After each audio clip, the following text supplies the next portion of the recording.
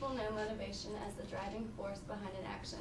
This is probably the simplest explanation about motivation. Motivation can be considered the state of having encouragement to do something. Why do we do the things we do? Why do we go about living trying to find justification for our existence? Some people believe motivation is what drives you to do something that has some type of external reward, or to avoid an unpleasant consequence like slowing down when you see a police car in hopes of avoiding a ticket for speeding. Motivation is what moves us to do the things we do. For example, when someone is hungry, the physical need for food may cause the person to get up and go make something to eat. If the hunger is great enough, the person may even cook something. The physical need of hunger caused the action of getting up, directed it by going to the kitchen, and sustained the search by finding or preparing the food. Hunger is only one of the many examples. There are endless possible ways to explain motivation used in our everyday lives. Even getting out of bed and going to work to keep a roof over your family's heads is an example of motivation.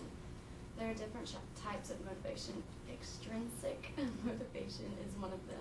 This type is when the motivation leads to an outcome that is outside of the self, like when a teacher gives a student a golden star for having good behavior in class that day, or when a manager at a restaurant gives an employee a raise or promotion for increased performance. The child and employees are motivated to work for the external or extrinsic motivation. In contrast, the type of motivation in which a person performs an action because the act itself is rewarding, fun, challenging, or satisfying in some way is called extrinsic motivation. Like when you ride your bike because it satisfies your need for a fun, active day. There are many different theories of motivation that are pretty similar. However, there's only one theory that completely emphasizes biology. That theory is the instinct theory. The instinct theory states that motivation is the result of biological genetic programming. Thus, all beings within a species are programmed for the same motivations. This theory argues that people try to survive, and with the quality that increases survival will eventually become genetically based. The main point of the perspective is the motivation to survive. We are all biologically programmed to survive, thus making our actions biological instincts. For example, when something, person or animal is being chased, they run away, or when the weather changes in the north to cold weather, certain kinds of birds automatically move down south towards the warmer weather to avoid freezing temperatures. They did not learn this reaction, which is why it's called an instinct. It was built in from birth and happens naturally within all species, just different situations have various kinds of different actions. William McDougall proposed a total of 18 instincts for humans, including flight, running away, jealousy, and curiosity, and so on. McDougall took it one step further, stating that all humans are the same and have instincts for behavior such as parenting, submission, jealousy, mating, and more. The problem with this theory is that theorists have never been able to agree on a list of instincts. Many instincts are not universal and seem to be more dependent or individual differences. Like jealousy, not all humans exhibit the same jealousy levels or other forms of motivation are the needs and drives. A need is a requirement of some material, such as food and water, that is essential for survival of the organism. A drive is when these organisms' needs become psychological tension, which motivates the organism to engage in activities in order to fulfill the need and hopefully reduce the tension. So when you experience a drive, you are motivated to reduce this state of tension and pursue actions that will lead to a reduction of the tension. This now brings us to the drive reduction theory.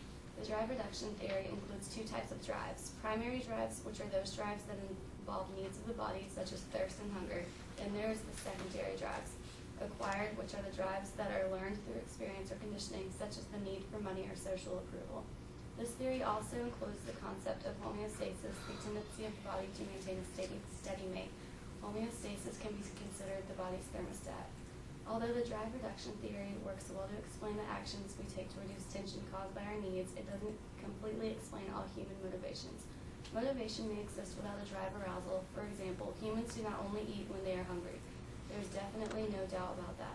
This brings us to the different type of needs, different effects of arousal, different incentives, and different levels of importance attached to many forms of behavior in different people.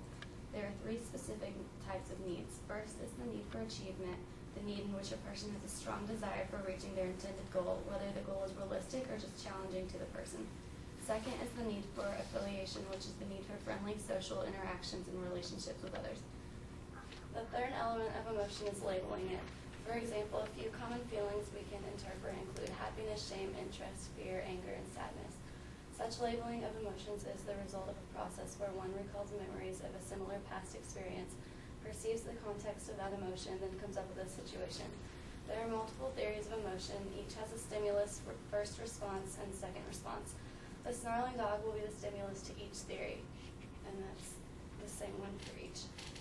At first came the common sense theory. This is where the stimulus, the snarling dog, leads to an emotion of fear, which then leads to shaking, a bodily arousal. The James Lang theory is just the opposite. At sight of the snarling dog, bodily arousal or shaking comes first and is then interpreted as fear, which is the second one. The third theory of emotion is known as the Cannon-Bard theory and is a little more complex. In this case, the same stimulus as before leads to activity in the brain, resulting in signals sent to arouse the body and interpret the emotion of fear at the same time. The last one, the Satcher-Singer cognitive arousal theory, is another famous one. In this theory, the stimulus leads to both arousal and recognizing it, and then leads to the experience as well as labeling of the emotional reaction. That's it. Motivation and emotions. The behavior of emotional expressions. There are many ways to express the way we feel.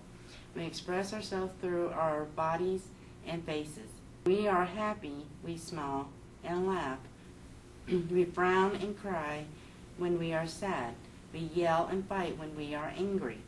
When someone yells surprise, our eyes seem to bug out and our mouth opens wide. When something smells nasty or gross, our eyes and nose squinch up. Where does all these emotions come from? They come from the amygdala. It controls our motivation, emotional control, fear response, and interpretations of nonverbal emotional expressions. It is located near the hippocampus.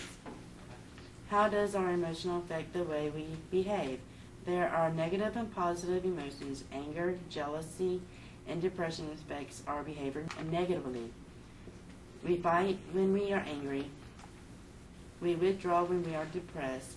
The positive side is love. When we feel love for someone, we want to protect and care for them. Can facial expression be different across cultures? Charles Darwin was the first to theorize that emotions are universal.